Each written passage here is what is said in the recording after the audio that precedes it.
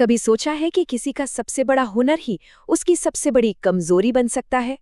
आज हम बात करेंगे गंधर्वों की, स्वर्ग के वो दिव्य संगीतकार जिनकी लाजवाब प्रतिभाई उनके पतन का कारण बन गई। ये कहानी है हुनर की, अहंकार की और उस विनम्रता की जिससे मोक्ष मिलता है।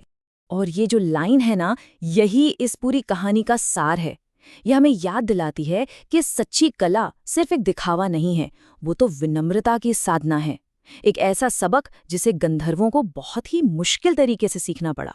तो चलिए, हमारी कहानी शुरू होती है स्वर्ग में, एक ऐसी जगह जहां दिव्य संगीत की गूंज कभी खत्म नहीं होती। और इस संगीत के दिल में बसते थे गंधर्व, जो सिर्फ गायक नहीं थे बल्कि उस दिव्य हारमोनी के रखवाले थे। तो सवाल ये उठता है कि आखिर ये गंधर्व थे कौन? देखिए, ये कोई मामूली कलाकार नहीं थे। ये तो स्वर्ग के सबसे नामी, सबसे प्रतिष्ठित आर्टिस्ट थे। उनका काम सिर्फ मनोरंजन करना नहीं था। अरे, वो तो स्वर्ग के भाव और लय के रक्षक थे। उनका संगीत इतना शक्तिशाली था कि देवता तक मंत्रमुग्ध हो जाते थे। कह सकते हैं कि वो दिव्य प्रेम और सौंदर्य की चलती फिरती मिसाल थे। लेकिन जहां बहुत बड़ा हुनर होता है ना, वहां अक्सर अहंकार का खतरा भी मंडराता रहता है। और गंधर्वों की कहानी में यही अहंकार उनके वरदान को एक हथियार में, एक अधिशाप में बदल देता है। इससे पूरे ब्रह्मांड का संतुलन बिगड़ जाता है। इस कहानी के जो मुख्य पात्र हैं वो है गंधर्व राजा चित्ररथ। उन्हें अपने संगीत पर, अपनी कला पर इतना घमंड हो गया था कि वो मानने लगे थे कि भाई संगीत की समझ में उनके बराबर तो कोई है ही नहीं। और बस यहीं से उनके पतन की कहानी शुरू होती है। अब यहाँ पर देखिए, कला को लेकर दो बिल्कुल अलग अलग सोच, दो अलग अलग फिलॉसफीज आमने सामने आती हैं। एक तरफ है देवर्षि नारद, जिनके लिए कला ईश्वर से जुड़ने का एक तरीका है, एक साधना है।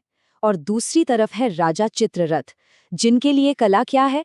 सिर्फ अपने कौशल का दिखावा, अपने ईगो को और बढ़ाने का एक जरिया। यही टकराव इस कहानी की जान है।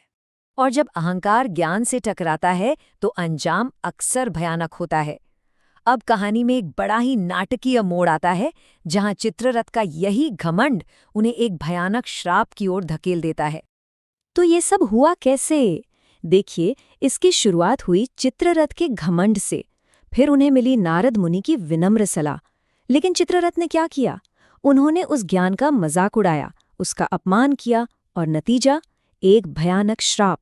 देवर्षि नारद की कही ये बात बहुत गहरी है। ये हमें सिखाती है कि जब कला का मकसद सिर्फ अपने अहंकार को पूरा करना हो तो वो अपनी रूह खो देती है। वो फिर कला नहीं रहती, सिर्फ एक प्रदर्शन बनकर रह जाती है। और यही वो सबक था जो चित्ररथ को सीखना बाकी था। और हाँ, ये गलती करने वाले चित्ररथ अकेले नहीं थे। एक और कहानी मिलती है गंधर्व हाहा और हूहू की। उन्हें भी एक ऋषि का मजाक उड़ाने पर जानवर बनने का श्राप मिला था। इससे एक बात तो साफ हो जाती है, ज्ञान का अनादर हमेशा पतन की ओर ही ले जाता है। लेकिन यहाँ एक बात समझनी होगी, ये श्राप सिर्फ एक सजा नहीं थी, इसका एक बहुत गहरा मकसद था। गंधर्वों को धरती पर भेजकर उन्हें वो पाठ सिखाना जो वह स्वर्ग के ऐश्वाराम में भूल चुके थे। और हाँ, श्राप शब्द के मतलब को भी यहाँ ठीक से समझना बहुत जरूरी है। देखिए, हिंदू दर्शन में श्राप को सिर्फ एक सजा के तौर पर नहीं देखा जाता, बल्कि इसे आत्मा के सुधार और शुद्धि का एक मौका माना जाता है, एक अवसर, ताकि भूली हुई सीख को फिर से याद किया जा सके। तो इस श्राप का असली मकसद क्या था? बहुत सीधा और सरल, गंधर्वों को धरती पर भेजना ताकि वो मुश्किलों में रहकर ये समझ सकें कि संगीत अहंकार को नहीं बल्कि आत्मा को परमात्मा से जोड़ता है। उन्हें विनम्रता का असली मतलब सीखना था हर हाल में। तो अब हम इस चर्चा के आखिरी हिस्से में आ गए हैं। यहाँ हम ये समझने की कोशिश करेंगे कि कैसे एक श्राप, एक पतन असल में मुक्ति यानी मोक्ष का रास्ता बन सकता है। इन कहानियों का जो सबसे बड़ा सबक है वो यही है, ये एक यूनिवर्सल सच है कि हुनर और अहंकार एक साथ ज्यादा दिन नहीं टिक सकते।